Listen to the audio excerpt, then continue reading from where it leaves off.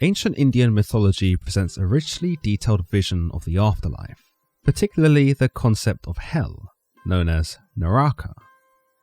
These hells, of which there appear to be 28 layers, are vividly described in texts such as the Puranas, the Mahabharata, and the Vedas, serving both as moral allegories and as a means to enforce dharma, the moral order of the universe.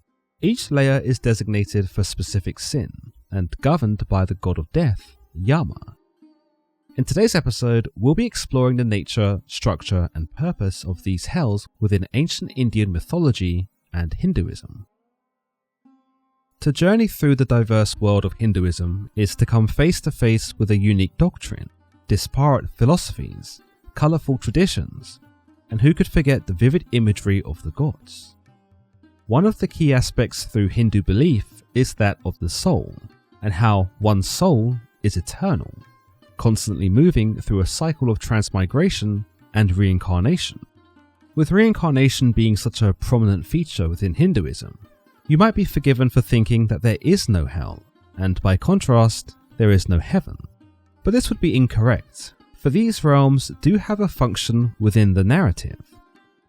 Unlike more modern religions, the heaven and hell in Hinduism are not final destinations, but rather pit stops, way stations, a place for the freshly deceased to inhabit depending on their behaviour when they were alive.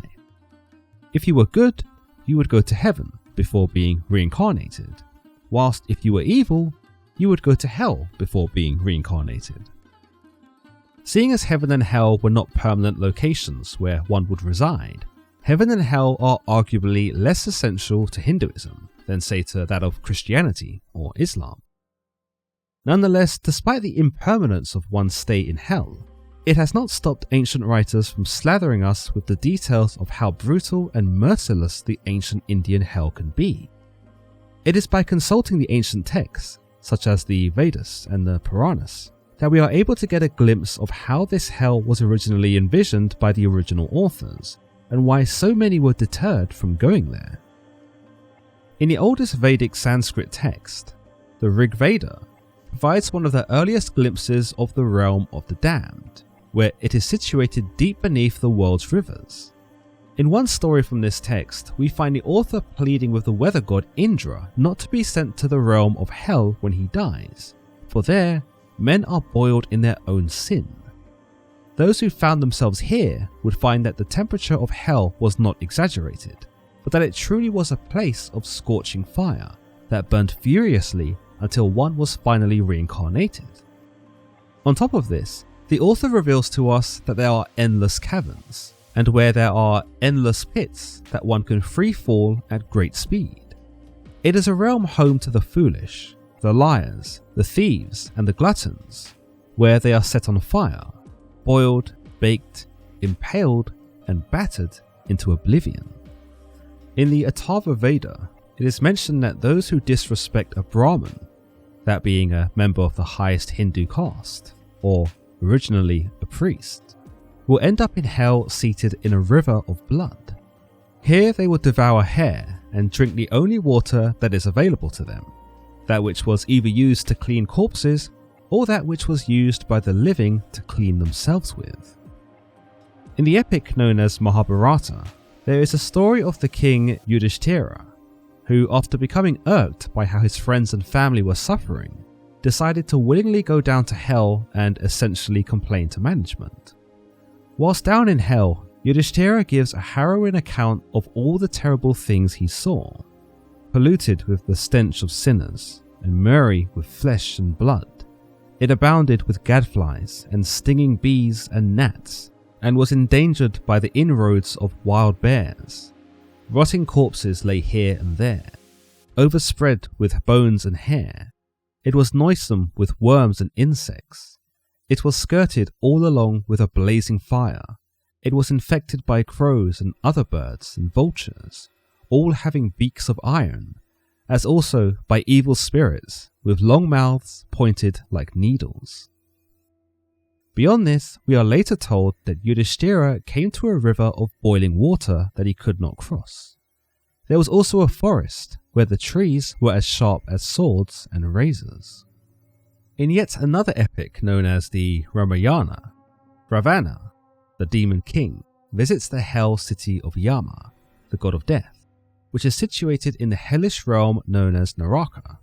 In order to reach the city, he must cross the river, which, depending on whether you are a good person or an evil person, would be filled with either honey or blood. The river, known as the Vaitarani River, divides hell from the living world. If one is righteous, they are exempt from having to cross the river at all, but if they have sinned, the deceased must wait in the river of blood until a servant of Yama comes to fetch them, which could take anywhere from minutes to years. Assuming the sinner did have some virtue about them, or committed some good deeds in their wicked lifetime, they might be supplied with a vessel for which to cross the water. In Puranic literature, a vast work of ancient Indian cosmology, history, and mythology, we can find only a few instances where the concept of hell is discussed. In one text, hell is described as being between the earth and the seven-layered underworld known as Patala. Here the realm of hell is said to burn endlessly, and though there is presumably fire, the location itself is actually flooded with darkness. The flames here may offer limited visibility, but of what can be seen is truly terrifying, to the point that we are warned that even the bravest of humans would shudder at the sight of what lurks down there. There are birds with metal beaks that tear out the flesh of those who have been sent here. Ministers of death wander the land poking the deceased with hot iron pokers, or beating them with clubs. In one more creative form of punishment, the victim is stuffed into a gigantic jar full of burning hot sand and left there to writhe. Puranic literature leads us to believe that hell is segmented, much as the Naraka is in later Hinduism. With this, we find a wide range of dreadful punishments befalling those who have committed very specific transgressions. We see those who are arsonists, or who commit damage to property, are thrown into a swamp of molten copper. Thieves are beaten with weapons, and anyone, from the abusive adult to the disobedient child, can find themselves in equally painful realms. Additionally, we are told in one text of Yama, the Lord of Death, who is described as a heap of black clay carrying diseases. He rides upon a buffalo and is surrounded by his equally insidious messengers.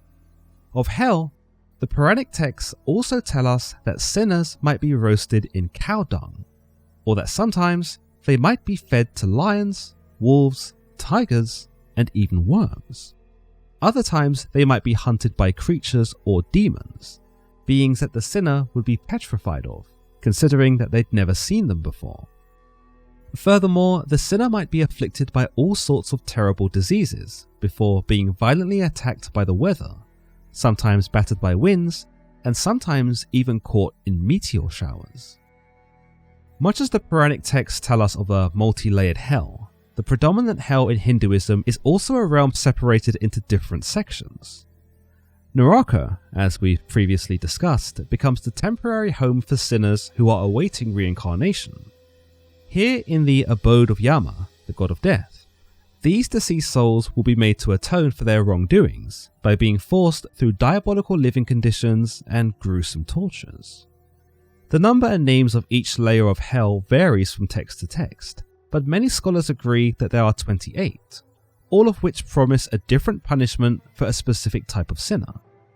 As mentioned, it is the messengers of the death god Yama who escort the souls to judgment, where all souls, whether human or animal, are taken to Yama's house to receive their sentencing. Here, Yama decides exactly which hell the damned will be spending the duration of their sentence in, and which torture will befall them. Usually, the hells and the punishment are in line with the severity and nature of their transgressions upon the earth. A petty thief will still be beaten, for example, but his suffering will not be as bad as, say, a cold-blooded murderer. In the first layer of hell, we find that this is reserved for those who steal money, or who steal spouses that belong to other people. In this realm, the sinners are bound by ropes and starved. At various intervals, the sinner is beaten by the Yamadutas. the ghoulish servants of Yama, until they lose consciousness. In the second layer of hell, this is reserved for people who deceive or cheat. In this realm, the sinner is beaten and tortured until he loses his vision and is driven mad. In the third layer of hell, this is reserved for those who harm other people and or are envious of others. Liars may also find themselves here. These sinners are then tortured by creatures that take the form of the sinner's victims, or those that they were envious of. In some translations of the Puranic texts, these creatures may even take the form of savage serpentine beasts, who coil around the sinner and bite him. In the fourth layer of hell, this is reserved for those who indulge at the expense of others. Here their flesh is eaten by the same serpentine beasts in the third layer of hell. In the fifth layer of hell, those who cook animals alive, or who are vindictive towards animals, are thrown into boiling oil. The victim will remain in these conditions for as many years as there were hairs upon the harmed animal's body. In the sixth layer of hell, this is reserved for anyone who has offended a priest, or disrespected their elders. This layer of hell is said to have been made entirely of copper, and becomes extremely hot, being heated at the bottom from a fire below and from the sun above. In the seventh layer of hell, those who commit apostasy, or any kind of heresy, are taken to the aforementioned forest, where the leaves are made from swords and razors. As if to make matters worse here, the Yamadutas are believed to chase the sinners through the forest with whips, ensuring that one way or another, the victim will be harmed. In the eighth layer of hell, this is reserved for kings, queens, and government officials who have sanctioned the death of Brahman. Here they will be crushed within the fists of the Yamadutas. In the ninth layer of hell, those who have harmed insects will find themselves being attacked by hordes of insects. In the 10th layer of hell, this is reserved for people who do not share their food or resources with other people, especially those who selfishly eat alone. Additionally, those who hate the gods are also punished here by being transformed into a worm and placed in a lake filled with other worms. There, the worms will feast on each other for 10,000 years. In the 11th layer of hell, this is reserved for those who have robbed from a Brahmin or stolen jewellery from someone.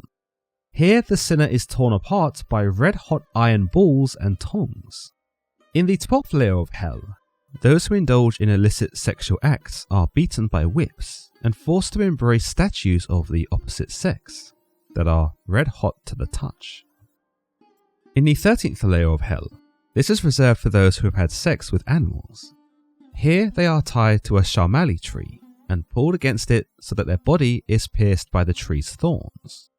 The 14th layer of hell is filled with excrement, urine, pus, blood, hair, bones, and fat. Here aquatic creatures feast on the flesh of sinners who have been born into royalty or government, but have neglected their position when they are older. In the 15th layer of hell, those who have lain with prostitutes are thrown into a river filled with urine, mucus, and pus, and are forced to drink from it. In the 16th layer of hell, this is reserved for some Brahmins and merchants who have enjoyed the sport of hunting with their dogs, leading to the unnecessary killing of other animals. In order to repent for this, the sinners must run and hide from the Yamadutas, who wield bows and arrows and use them for target practice. In the 17th layer of hell, this is reserved for those who have sacrificed animals for no reason other than to brag. Here the Yamadutas whip such a person. In the 18th layer of hell, this is reserved for those who force their wives against their will. These men are thrown into a river of semen, of which they are forced to drink. In the 19th layer of hell, this is reserved for those who burn houses, those who poison people for wealth, perhaps assassins, and those who are kings, queens, and other government officials who steal money from their civilians and or lead them to war. These sinners are hunted down by 720 ferocious dogs with razor-sharp teeth. In the 20th layer of hell, this is reserved for those who lie, specifically if they have sworn an oath or made a business agreement. These sinners are thrown repeatedly headfirst off a mountain, where their body is continuously broken. However, it is made sure that he does not die, but experiences the pain to the fullest. In the 21st layer of hell, this is reserved for Brahmin who drink alcohol. Here the Yamadutas stand on their chest and force them to drink molten iron. In the 22nd layer of hell, this is reserved for those who have false pride, and for those who do not honour those who are wiser, smarter, or older than them. These sinners are thrown about by the Yamadutas and are tormented by them. Those who practice human sacrifice and cannibalism are condemned to the 23rd layer of hell. Malevolent beings known as the Rakshasas take the form of those who were sacrificed or eaten and cut the sinners with swords. After this, the Rakshasas feed on their flesh. If one was to give shelter to an animal under the pretense of saving it, but then later harassed or neglected the animal, they might find themselves in the 24th layer of hell. Here, along with those who deceive and betray other people, will these sinners be fatigued with hunger. They will also be impaled with spears and eaten alive by savage birds. Those who are filled with envy and who act deceptively can find themselves in the 25th layer of hell, where they are punished with being devoured by hooded spirits that reside there. In the 26th layer of hell, those who have imprisoned others unfairly will be pushed down a dark well that emits poisonous gases. Those who are inhospitable to guests may find themselves in the 27th layer of hell, where their eyes are plucked out by vultures and crows. Finally, the 28th layer of hell is reserved for those who are stingy or too focused on money, to the point that they will sin in order to acquire more. Here, the Yamadutas will stitch thread through their entire bodies. We can see from the concept of hell in ancient Indian traditions that similar ideas are woven through not only Hinduism, but Jainism and Buddhism too, where hell is not a permanent fixture, but rather a more purgatorial realm, where one must suffer for a limited time to answer for the things they have done before being reincarnated. The vivid punishments shown to us in these ancient texts is a testament to how seriously these realms were taken at some point, and considering the graphic imagery of these layers of hell, it certainly may have served as quite the deterrent for believers. Let me know in the comments which layer of hell you'd prefer to end up in, if you had to choose one. As always guys, if you've enjoyed today's episode, then don't forget to give this video a thumbs up, and don't forget to subscribe for more content just like this. Until next time.